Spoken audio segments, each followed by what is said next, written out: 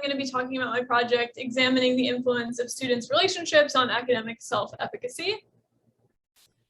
Just as some basic background, so the course that I was a TA for is a relationship science course, and my own research focuses on relationships. And one of the major ideas that kind of runs through the relationships literature is that relationships play a major role in how individuals are pursuing their goals and pursuing things that are important to them in their lives. So we aren't pursuing our goals in a vacuum. We're influenced by the people around us. That might be close relationship partners, friends and family. It could also be instructors or TAs. We know from the teaching and learning literature that students tend to rely on their relationships as a major source of support and advice in academic environments. So they'll often reach out to other students to seek support if they run into an issue with an assignment or a course concept as their kind of first person that they might turn to. And having a supportive community is really important to the academic experience. And we also know from the relationship literature that when we have access to social resources, so in other words, we feel like we're surrounded by other people who are close to us, the effort that we need to achieve our goals doesn't feel as daunting. So when we're surrounded by other people, things that otherwise might seem difficult seem a little bit more manageable, seem like it will be easier for us to achieve them. And so my research question was whether reflecting on important relationships helps students develop a sense of self-efficacy related to a relationship science course. So kind of trying to blend both the positive effects of our own relationships with the specific context of learning and understanding relationships from a scientific perspective. So as I mentioned, this is a relationship science course. This is a large lecture style course of around 300 students. And their grades are determined by 3 major exams, non-cumulative exams. And one relevant learning objective or course goal that kind of informed my approach to this project was helping students to see how relationship science dynamics play out in their own lives. So helping students to see how can we apply what we know from the scientific literature to understand relationships in our own lives and maybe even improve our own relationships. So to investigate my research question, I conducted a 3-wave survey. Each of these surveys took place about at the first third, the second third, and the final third of the course.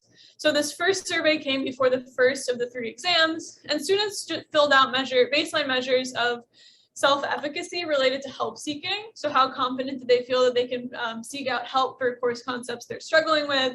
Self-efficacy related to succeeding. So to what extent do they feel that they are able to achieve what they want to in the course? And then also self-efficacy related to applying course content to get at that idea that we want students to be able to understand how what they're learning translates to everyday life. And then as kind of a way to check in on how students were feeling about the course, we also included some measures of any concerns that they had about the course, places that they felt could use improvement, as well as concepts they were struggling to understand.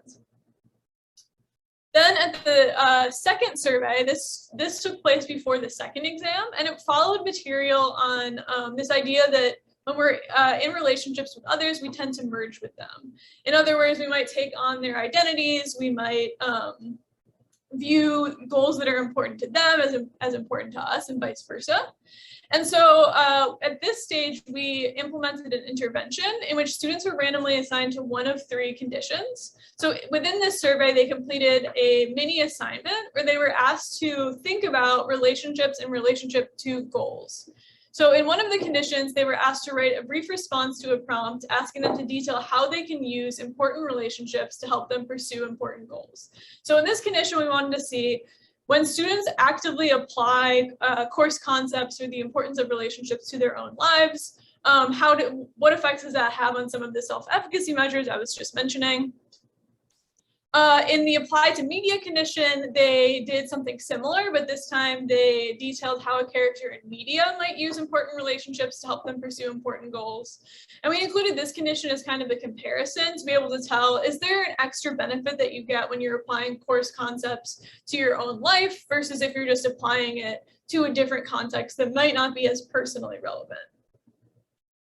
And then finally, we had a kind of generic control condition where students just wrote more generally about how relationships can be helpful as people are pursuing their goals.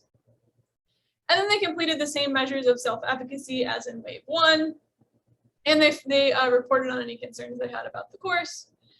And then in the wave 3 survey, they filled out again some end of course measures of self-efficacy. So having this 3-wave structure allowed us to look to see how self-efficacy was changing over the course of the quarter, where it was at before and after this intervention.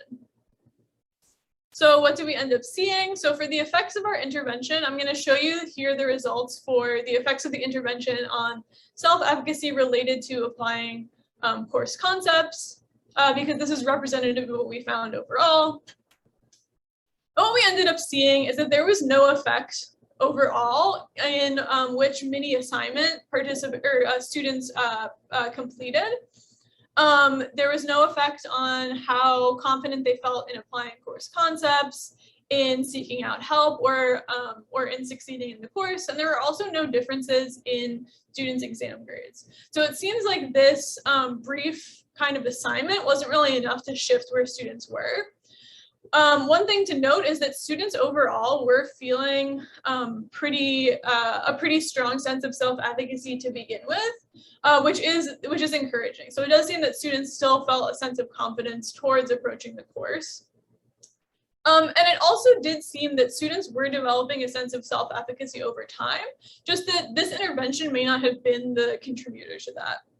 So looking at what happened over time, here we can see self-efficacy for the 3 different dimensions that I talked about. So succeeding in the course, applying course concepts, and seeking help. For all 3 of these different types of self-efficacy, from wave 1 at the beginning of the course to wave 3 at the end of the course, we see that there were significant increases in how confident and efficacious students seem to be feeling. So overall, this was encouraging and suggesting that students' experiences in the course were helping them to gain confidence over time in mastering some of these important things like applying course concepts. It just seems that maybe that intervention wasn't what was kind of moving the needle. So another kind of thing that I investigated as kind of secondary to my initial research question, but that was interesting to me, were specific concerns about the course. And one of the themes that I was especially sensitive to in concerns about the course was the question of how diverse relationships were represented in the course material and how students were feeling about that.